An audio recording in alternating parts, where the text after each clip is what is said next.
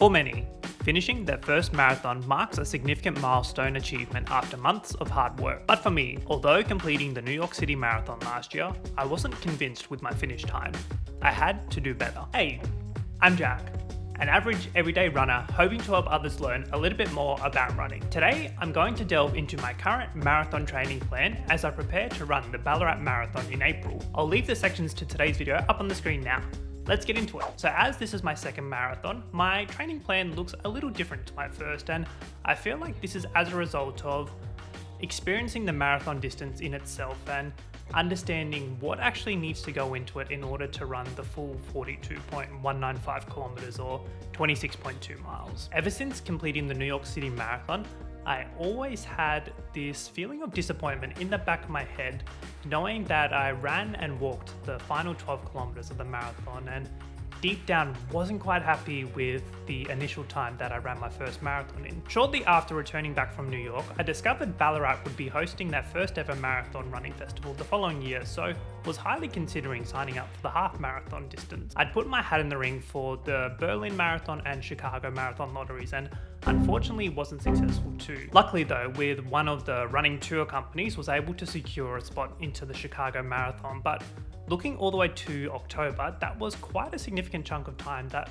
I thought, hey, we might as well sign up for the marathon distance in Ballarat. So this is when I began to do some extensive research and planning into what marathon training plans were out there. Obviously, my first marathon training plan was suited to my current experience and fitness levels at the time. However, after completing the marathon distance, knew I could actually bump up that training load a little more to build that endurance into my legs and hopefully last those final 12 kilometers without having to stop. I remember searching on Reddit, watching countless YouTube videos, doing tons of Google searches to see what kind of marathon training plan would suit me and going up to that next level. One resource I discovered was Higdon's website and the numerous different marathon training plans that were offered on there. And after browsing through those marathon training plans, landed on the Intermediate 2 one. Now, I will admit, I actually only used this as a basis to map out the distances for each of my runs throughout the week, but kind of changed and adjusted to include and factor in strength training too,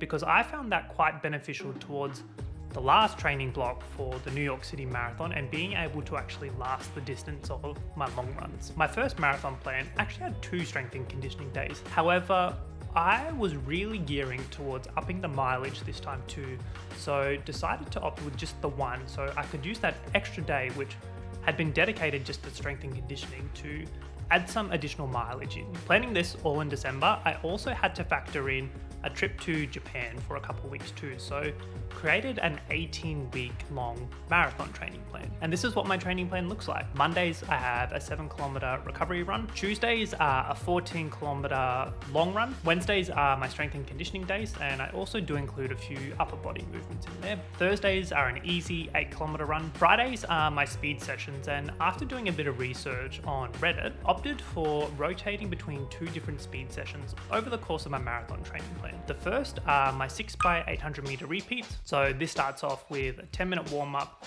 and then getting into the 6 800 meter reps.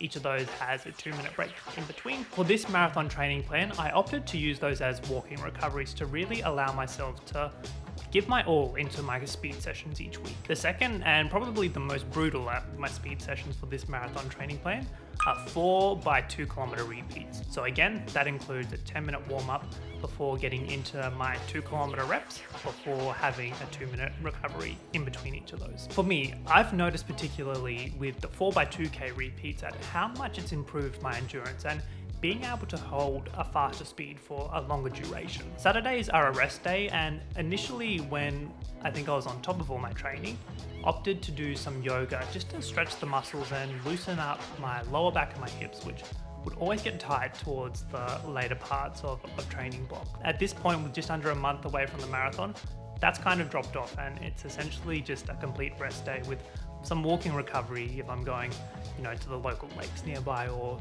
to the shop to grab a coffee. Finally, my Sunday long runs, and arguably the most important part to any marathon training plan. For this marathon training plan, my long runs were gradually increased by 10% of my overall weekly mileage, and this time have decided to do 2 32-kilometer runs before getting to the marathon distance. Compared to my first marathon training plan where I only did 30 kilometers twice before running the New York City Marathon. Again, reasons for upping the distance just a little bit was to also factor in the endurance I'd currently built up as a result of running my first marathon. And as I record today, my first of the two 32-kilometer runs was actually last weekend, and that ended up being 33 kilometers with how fresh I was feeling, and overall has been my most solid run out of this entire training plan. After completing the 33 kilometers, knew I had 9 kilometers left in the legs, and I felt like that was due to nailing both my nutrition and hydration over the course of this plan. So to round off this section of the video, I'm going to share some overall thoughts on my second marathon training plan and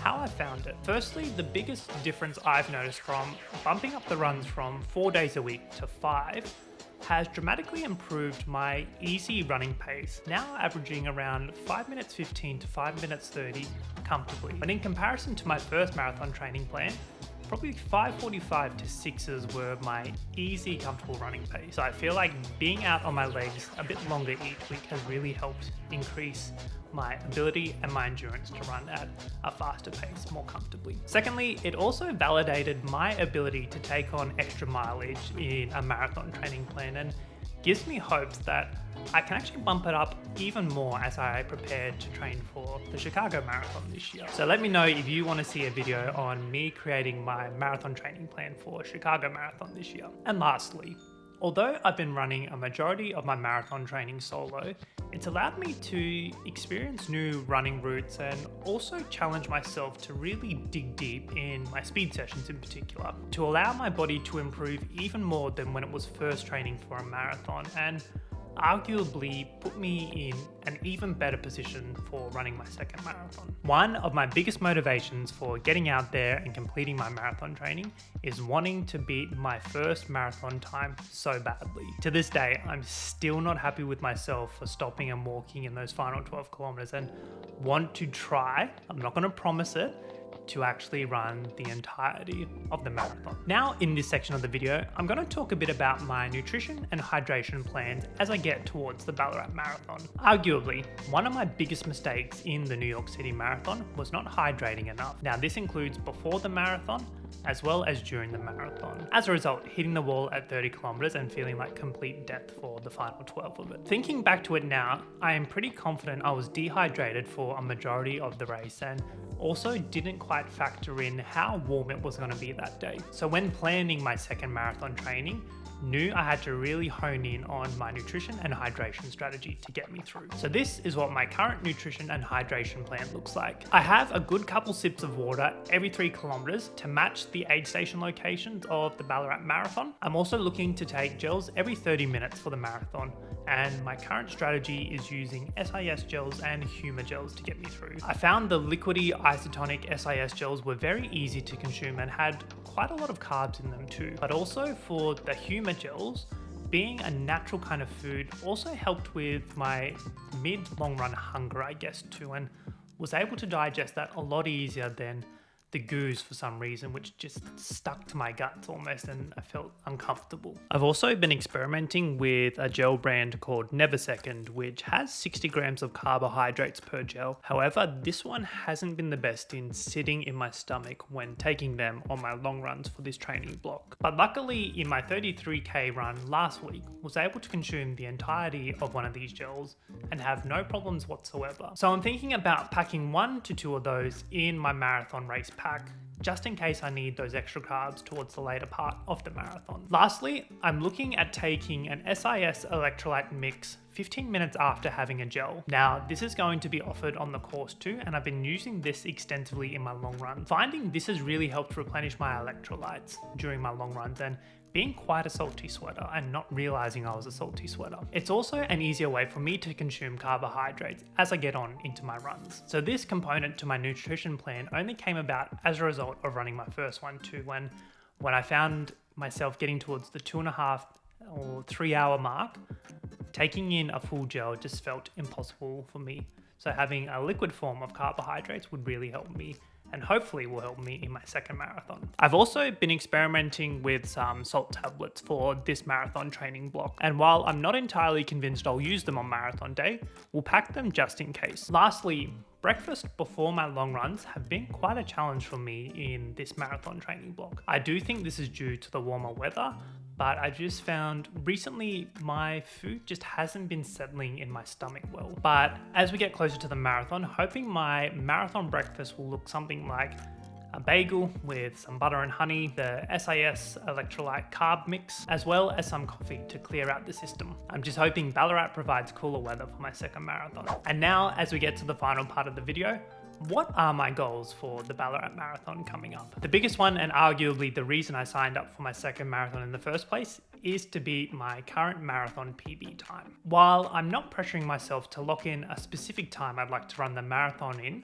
I'd be over the moon if I could hit 3 hours and 45 minutes for this one, and feel like I can justify that kind of time with the amount of effort and training I've been putting in the last 18 weeks. This would actually be a whole 45 minutes faster than my first marathon, so watch this space. And while this may seem like a smaller one, just have the goal of running the full marathon distance. Because if I look back to New York, those final 10Ks actually ate away at my spirit and I got into a pretty dark place out there. And for the Ballarat Marathon, I don't want to be putting myself through that. I'm finding myself repeating some positive mantras out there on my long runs to build that positive mental headspace going into the marathon too, and hoping I can replicate that to come marathon day. And as this is going to be a lot smaller than New York, potentially may run this marathon with some music, because I find when that certain song comes on, it picks me up and takes me to another level. So much of this marathon training plan was as a result of running my first one and realizing all the small little mistakes I made as a beginner marathoner. I hope this little insight into my marathon training plan was useful and insightful. Speaking of marathons, why not check out my video here on my experience running the New York City Marathon last year. I'm Jack, and I'll see you next time. Catch ya.